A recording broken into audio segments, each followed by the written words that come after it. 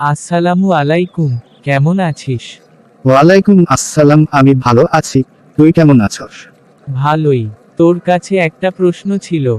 বল, ইনশাআল্লাহ উত্তর দেওয়ার চেষ্টা করব। আমি দেখতেছি, অনেক সময় নামাজ পড়তে আলসেমি লাগছে। সময়ও মিস হয়ে যাচ্ছে। কি করলে সময়মতো নামাজে মন বসবে?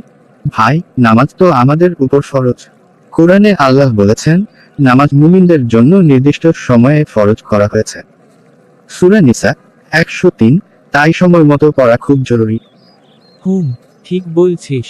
কিন্তু কাজের চাপ আর মোবাইল একটু বেশিই সময় নিচ্ছে। জানিস, যদি আমরা প্রতিদিন 5 ওয়াক্ত নামাজকে অগ্রাধিকার দেই, তাহলে বাকি কাজও বরকতময় হয়।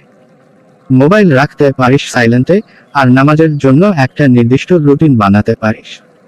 সত্যি কথা বলছিস। আজ থেকেই চেষ্টা করব ইনশাআল্লাহ। আলহামদুলিল্লাহ।